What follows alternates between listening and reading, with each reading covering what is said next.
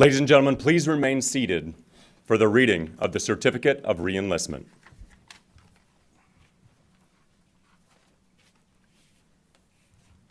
United States Marine Corps Certificate of Re-enlistment. Be it known that Staff Sergeant Johnny J. Jones has been accepted for re-enlistment in the United States Marine Corps. Your re-enlistment reflects uncommon devotion and loyalty to the country and to the Corps. It is a special kind of commitment that makes the Corps unique and respected throughout the world. The Corps is proud to have you in its ranks. Presented this 20th day of May, 2026. Signed, W. Field, Major General, United States Marine Corps, Commanding. Ladies and gentlemen, please rise for the administering of the oath.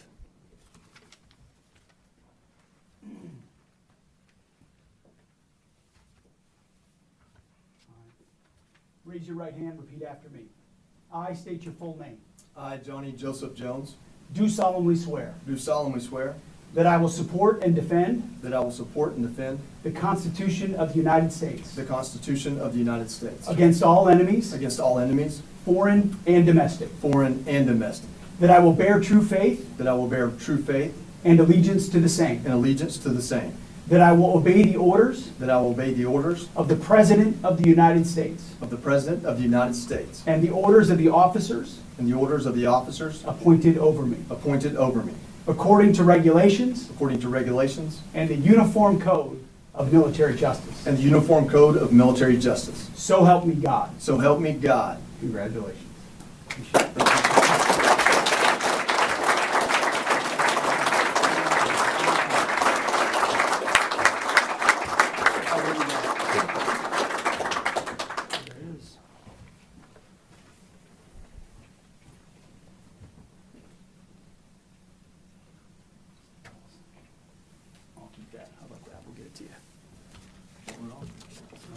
Ladies and gentlemen, please be seated. Staff Sergeant Joey Jones.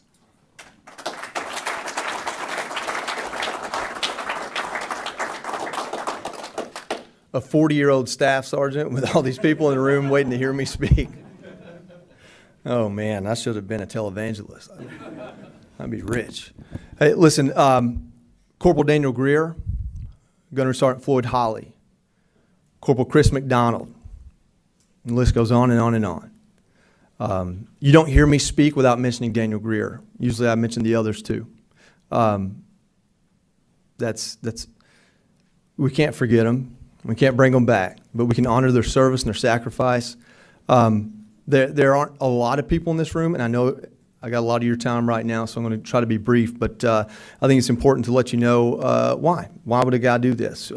It's not just to put the uniform on again and play dress up, or in 3 years get a ribbon or a medal, and in 10 out of 12 years get another one.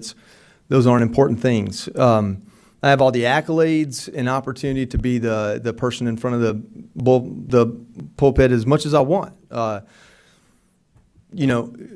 Take 100 bombs apart, speak in front of this group and get nervous as hell. What I do at Fox is important. I believe that, but it's not as important as serving my country. What you see here is my family on this front row. All of them. Second row, third row.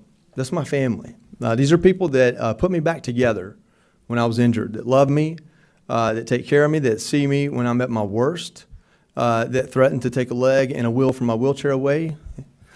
So I'm incapacitated and have to calm down for a minute. And I'm going to go through and talk about them just a little bit, if you'll give me that. But what's important here is the last thing that these people, which Margot wasn't alive yet, but the last thing that these people saw me in a uniform, the last job I had in a uniform, my job was to get better. It was to heal. It's a very selfish thing. My job was to heal. The Marine Corps paid me to get better. And then I retired.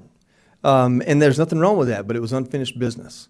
And today they see me put a uniform on and raise my right hand, and my job now is going to be to support Lieutenant Colonel and Master Guns and everyone else that wears the Marine Corps uniform and the EOD badge, and engineers too, And if my job is to get coffee or to type up paperwork or to respond to an email or to use the gift of gab to help them convince some engineers that we need that money or to convince the Navy that we need that capability,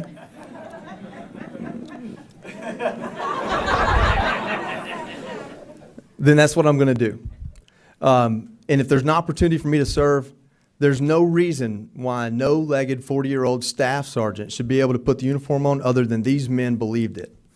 And the goal here is to open that door for anyone else that has something left to give.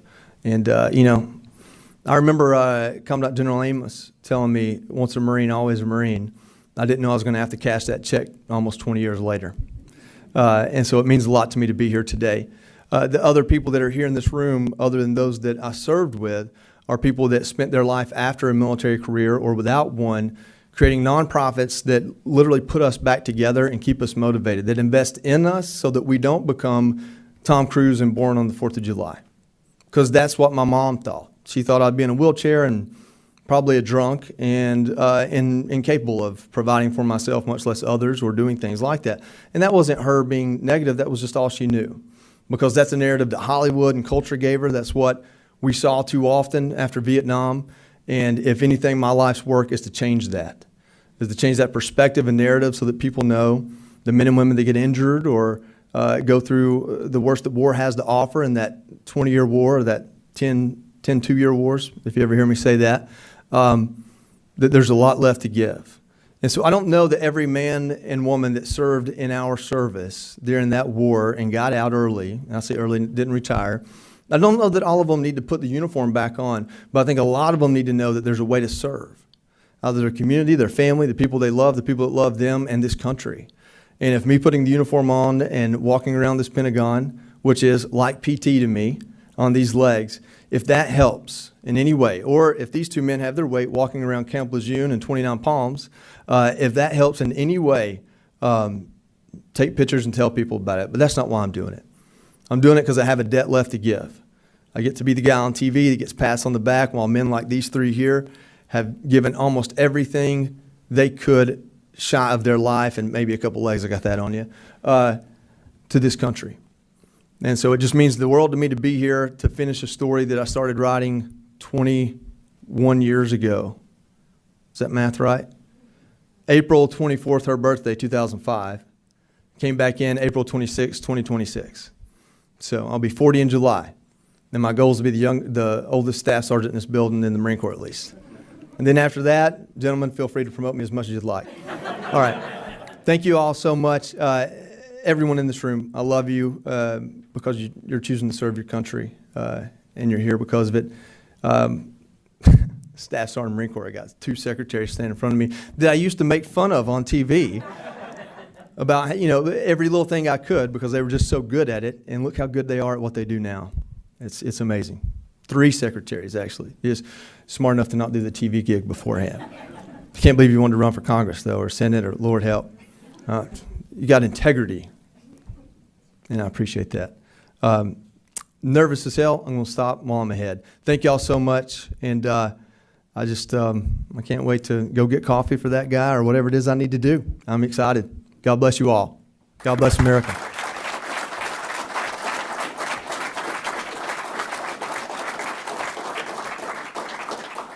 Ladies and gentlemen, this concludes today's ceremony. Thank you for attending.